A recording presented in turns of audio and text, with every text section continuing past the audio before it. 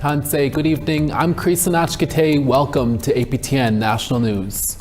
With much fanfare, the Native Women's Association of Canada announced the opening of a brand new elaborate headquarters in Gatineau, Quebec in June of 2023. But just 3 years later, this same building is now up for sale as the organization looks to refocus its priorities and shed assets. APTN's Fraser Needham reports. It was a big grand opening in the early summer of 2022, and APTN News was there for the festivities. At the time, then CEO Lynn Grew said the new office cost about $9 million, but the organization believed it was well worth the investment.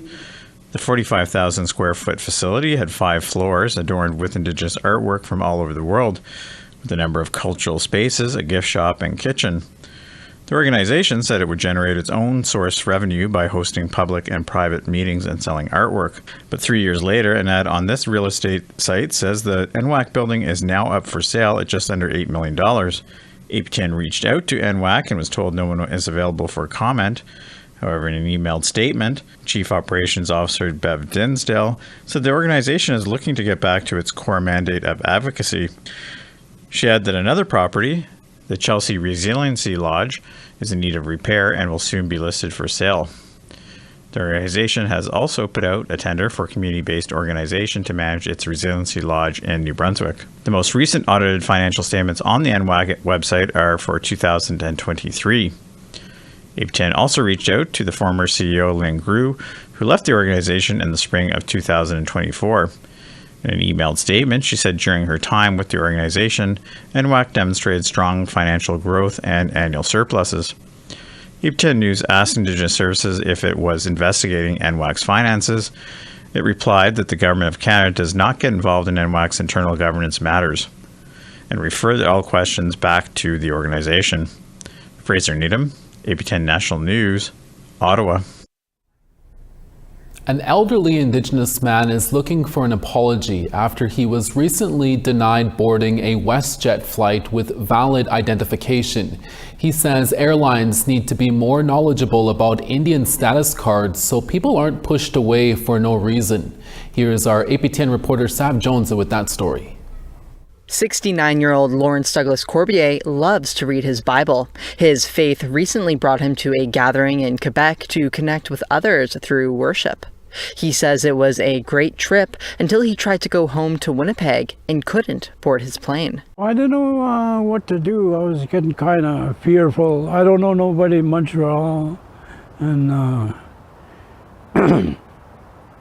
was starting to cry almost on the inside. Corbier tried to board his WestJet flight in Montreal using his Indian status card, a legally acceptable piece of identification for domestic travel, but the attendant wouldn't let him on the plane because she thought it was expired. He says she was looking at the wrong date, but she wouldn't listen to him. It was getting kind of late. The plane is about ready to take off. Yeah. So all the others were going through. Yeah. So that I just put me to the side, and so I stayed there, and then after I was trying to talk to her again, and she was already getting ready to close. WestJet ended up putting Corbier in a hotel near the airport and booked him a new flight the next evening. But the walking he had to do to get there and back was difficult on his legs due to complications from diabetes. It was pretty hard for me. I had to stop along the way. He says there was no longer an issue with his status card when he boarded the following day. He hopes airlines improve their staff's knowledge on acceptable identification and the different needs elders may have. They need to say, "We're sorry, we pushed you to the side. Yeah. We could have got you on the plane just by looking at my status card up on top." Was that 29? Yeah. They didn't see that. They seen the bottom of it. In an emailed statement to APTN News, WestJet says they have since apologized to Corbier. They say all of our airport and contact center staff receive training on what forms of ID are acceptable for air travel, which includes the Canadian Certificate of Indian Status.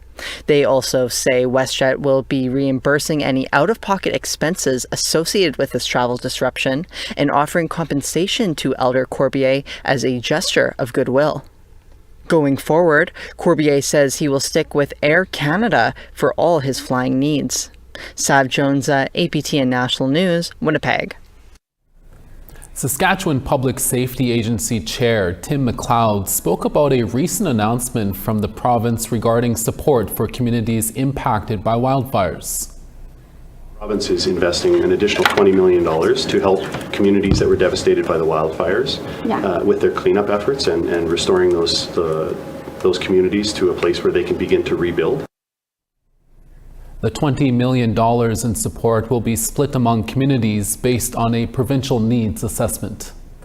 RCMP in New Brunswick have charged a man from the Kings Clear First Nation with 15 additional charges of attempted murder and discharging a firearm at police. The charges are related to an April 15th incident at a home on the reserve just 20 kilometers west of Fredericton. 34-year-old Michael Christopher Sabatis allegedly barricaded himself inside the home and then allegedly fired dozens of gunshots at police through the windows. Police did not return fire, but 7 RCMP vehicles were hit. An RCMP emergency response member was also struck in the head by a bullet, but was not injured thanks to a ballistic helmet. Tear gas was deployed and Sabatis and a 50-year-old woman were later forced out of the house and arrested. The woman was later released and not charged. Sabatis is now scheduled to appear in court on July 25th to face the new charges. Former Assistant Commissioner of the RCMP's F Division in Saskatchewan, Rhonda Blackmore, was recently honored in a Loche as First Nation leadership continues to call for her reinstatement. Blackmore was relieved as commanding officer in June after anonymous complaints were filed against her. She is now the RCMP's Assistant Commissioner of Indigenous and Support Services. An honor song was sung for her, and she was given a star blanket by Prince Albert Grand Chief Brian Hardlott and Lac La Ronge Chief Tammy Cook-Searson. For weeks, the Federation of Sovereign Indigenous Nations has been calling for Blackmore's reinstatement. They say she showed strong leadership during the multiple stabbing murders at the James Smith Cree Nation, and she worked hard on increasing Indigenous police officers within the RCMP. The FSIN says they want the RCMP to investigate the anonymous complaints. In response to Blackmore's removal, the RCMP says it remains committed to accountability and community policing in First Nations, and that its officers will serve with dedication and professionalism. La Ronge is located about 240 kilometers north of Prince Albert. The RCMP are looking for 3 Fort McMurray residents after they allegedly stole $30,000 worth of cigarettes from a northern Alberta First Nation. According to RCMP, on the night of June 16th, the cigarettes were stolen from a sea can on the Fort McMurray 468 First Nation. RCMP used security video to trace a suspect vehicle to a home in the town of Fort McMurray, about 38 kilometers away. They found several unopened cigarette packs inside and later seized 449 packs of cigarettes and small amounts of cocaine and fentanyl, along with a pellet gun. Arrest warrants have been issued for a 40-year-old man, a 28-year-old man, and a 28-year-old woman. They are being charged with break and enter and failing to comply with probation orders. We're always looking for your story ideas or feedback. Here's how you can continue the conversation with us. If you have a story you want to share, send us an email to news@aptn.ca. To read and watch our stories, go to www.aptnnews.ca. And you can also find us online on your favorite social media sites, including TikTok, LinkedIn, and X. And you can watch this newscast anywhere, anytime on our YouTube app. Follow APTN News to join the conversation and see our latest stories. Today is Nunvot Day, and we have Nunvot MP Lori Idlut up next to tell us why this day is special for so many. We're back in 3 minutes. Stay with us.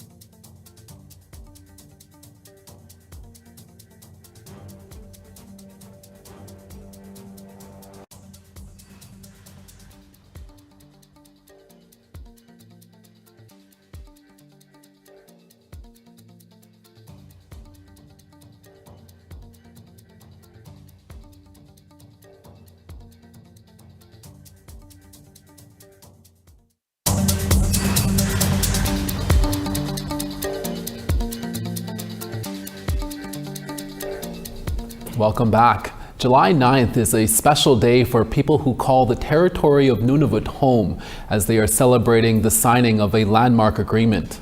July 9th, 2025 marks the 32nd anniversary of the signing of the Nunvut Agreement between the Inuit of Nunavut and the Canadian Parliament, officially creating Canada's youngest territory. Lori Idlut, sitting MP for the federal riding of Nunavut, joins us now for more on what Nunavut Day means for her and other Nunavummiut. Lori Idlut, thank you for being here. In your own words, can you explain to us why Nunavut Day is so important? Hey, thank you, Chris. And Nunavut Day is so important because it's a celebration of achievements that Nunavummiut have, Inuit specifically, who have been able to, in such a short span of time, be able to go from having lived out on the land, being independent, being nomadic, having been guided by the environment, the stars, and to today, only a few decades later, be able to celebrate our own governance, a governance that Nunavummiut selected for the Nunavut territory to be a public government. As an inclusive people, it made sense that Nunavummiut had chosen public style governance. Nunavut Day is a day to show how much we've been able to achieve in such a short time, basically. Yeah, Lori, do you remember where you were when the Nunavut Agreement was signed? And can you describe that day for us and what it was like for you to witness the creation of the territory? I do. I was in Igloolik. I was in high school, and I was part of a dance and drama group.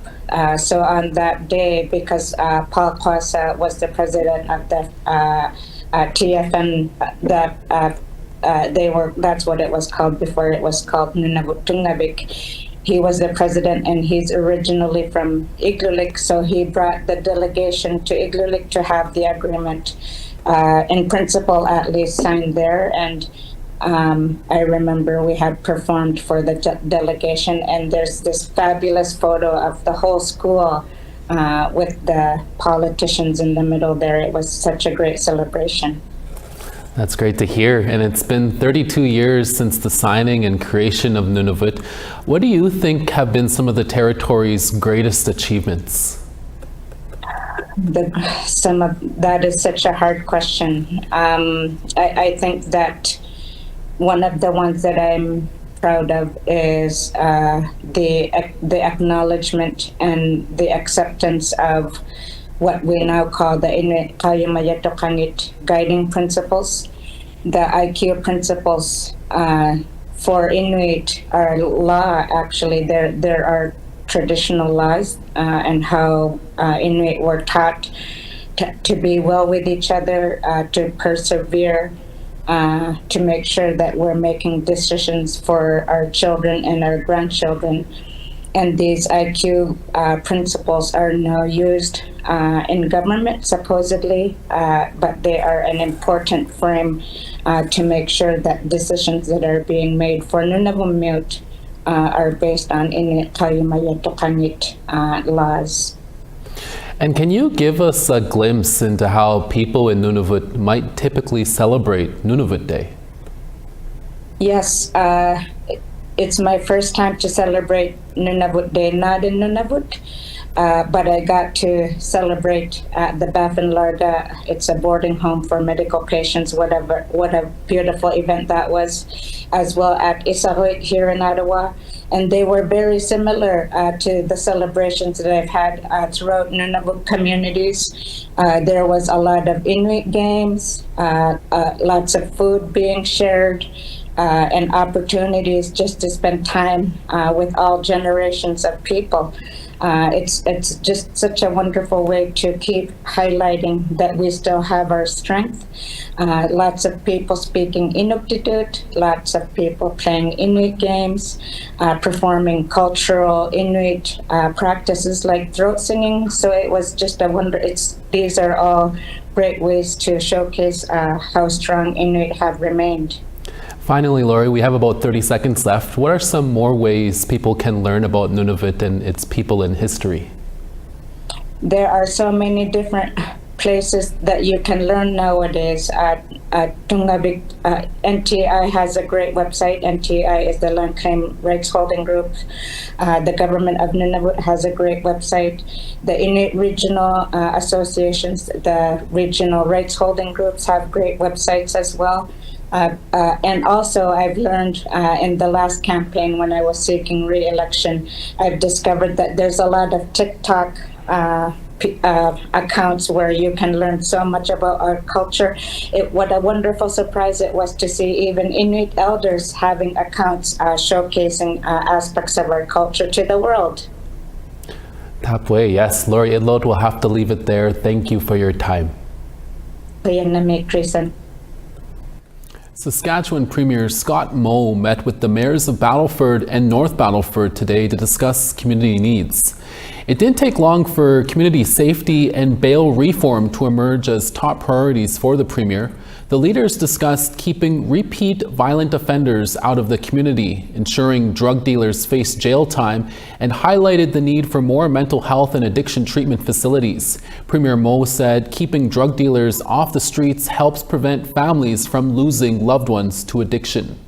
Let's deal with the source, which is making recovery accessible and having the capacity to ensure that everyone can access it when they choose to, but then also bringing in the enforcement tools that we need, the number of police officers, changing the Criminal Code of Canada so that they make that decision sooner. A new company in British Columbia just got a major boost forward in their dreams of green hydrogen solutions to create power. APTN's Tina House has that story.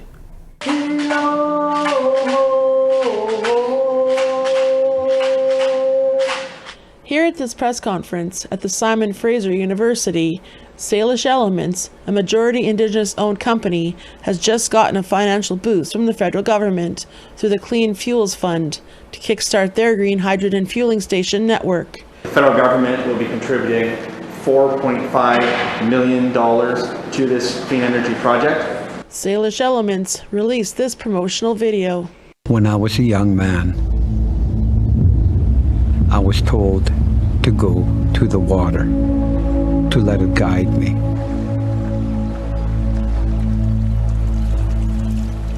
I felt it move through me.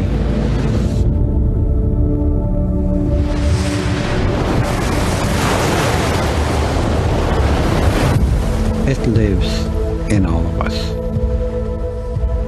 Water is medicine. Reuben George is the chair and co-founder of Salish Elements, and he's excited about the future. We need this. We need a shift to harness the power out of water and to take it, to separate it, hydrogen and oxygen, take the hydrogen and use it for power, then it turns back into the water. We're a green energy company. This rendering shows the 25 megawatt hydrogen production facility they will build on the land of the Hatlip First Nation near Lillooet, BC. It's always talked about in our territory that we have to look after our water. So the ecosystem management plan, this I believe fits right in with it, because you know what, we're creating opportunity through hydrogen, creating fuel. That fuel will then be distributed across BC, starting at the Port of Prince Rupert and extending through crucial areas including Prince George, Cache Creek, and Abbotsford. These fueling stations promote sustainable transportation and cuts emissions province-wide. Member of Parliament Terry Beach says this is a huge step forward for Canadians. This means that we're going to be able to continue to grow the hydrogen infrastructure, which means that heavy equipment that doesn't have the ability to transition to electric vehicles will have a clean alternative. And what makes this project really unique is it's been Indigenous led from the start, it's majority Indigenous owned, but it's also servicing our remote and rural communities, and it's a huge economic opportunity for rural communities and rural Indigenous people. Tina House, APTN National News, Vancouver. Gavin McKenna, the up-and-coming First Nation hockey star from Whitehorse, is on the move to bigger and better things. That story coming up after the break. Stay with us.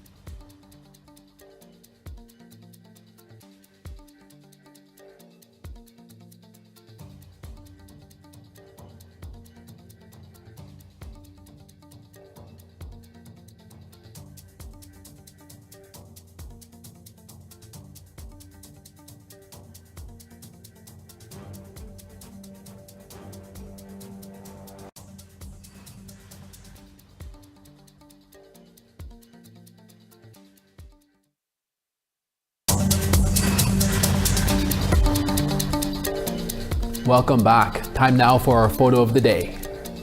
Dorothy Ratch tells us that this neighbor continues to stretch out and relax in the shade on her lawn. Thanks for sharing that endearing photo with us, Dorothy. For the chance to be our next photo of the day, send us your photos to share at aptn.ca. Now let's take a look at tomorrow's weather forecast. On the East Coast, rain in St. John's at 17, Charlottetown, showers there in 23. Showers in Cartwright at 17, the Grand River 22 and rain. Quebec City, rain there 25, St. Jovite 25. Partly cloudy in London at 28, Sault Ste. Marie 23 and showers. Wawa 18, Sudbury 25. 22 in Norway House and rain, God's Lake 22.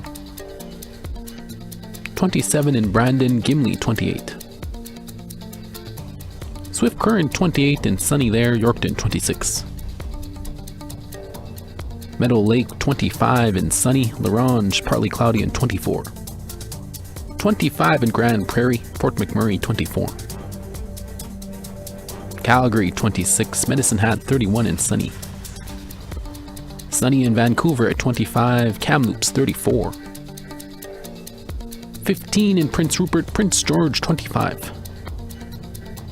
21 in Watson Lake, Old Crow 16. 24 in Fort Simpson, Yellowknife 22. 18 in Fort McPherson, Colville Lake 18 as well. 16 in Chesterfield, Whale Cove 17. And Aglulik 7, Arctic Bay 6.